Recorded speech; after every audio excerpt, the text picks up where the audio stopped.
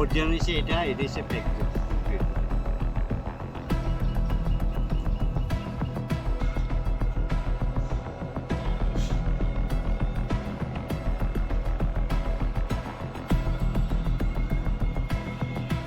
প্রায় এখানে 1964 সনে এখানে বাংলাদেশ থেকে বিনিময় করে আসছি। আসার পরে আমার বাবা এই জায়গাটা কিনেছি।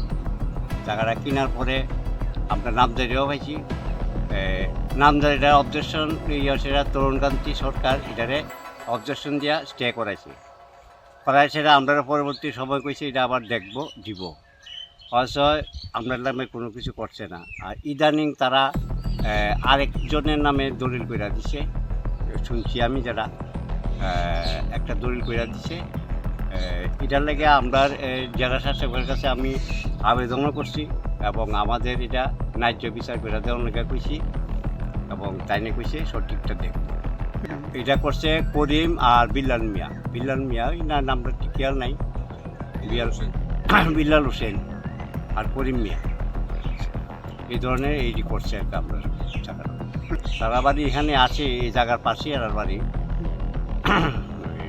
তারা করছে। আমি চাইতেছি আমার জায়গাটা সঠিকভাবে আমি যেটা প্রয়োগ করছি বা ইয়ে করছি, দলিলপত্র আছে আমার, এটা দিয়ে আমার নামদারি দেওয়া হোক, আমার জায়গাটা আবার যাতে পাইতে পারি, এটা আমি আবেদন। হ্যাঁ, আমাদের কাগজপত্র সব ঠিক আছে। তারা এই জানি শুনছি তারা একটা ফলস দলিল বানায় সেটা ফেক দলিল বানাইছে। আমি কোর্টের থেকে এটাতে ইয়ে করে বাইক দিয়ে কাঁদছি।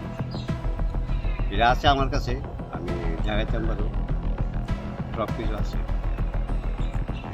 এটার লেগে আমার একটাই অনুরোধ যে আমাদের দীর্ঘদিন ধরে আমরা দখলকারী, মানে আমরা এটার মধ্যে জমি জামাই করছি, সব কিছু করছি। আমরা আগে এটার মধ্যে কৃষি আসতো, আগানোর বাগান আসতো, আমরা তখনই ছিল। তখন থেকে হঠাৎ করে তারা কেবা কারা কার ইয়েতে যুক্তি করে এই জায়গাটা তারা দখল করতেছে। তারা বাংলাদেশেরও আছে কিছু, ইহানের আছে, আমি সবাই চিনি না। তারা নাম দিয়া একটা ব্যাগ দলিল একটা বাইক করছে। এই দলিলটা আমি বিচার করতে চাই, এটা কী কইরা হইল, কার ইয়েতে। এবং আমরা সঠিক যে আমরা যে দলিলপত্র আছে সব কিছুর মধ্যে আমরা যাতে এটা নামজারি পাই, সব কিছু পাই, এটার লেগে আমার আবেদন। আমার নাম রঞ্জিত সরকার, আমার বাবার নাম নগেন্দ্র চন্দ্র সরকার, মৃত নগেন্দ্র চন্দ্র সরকার।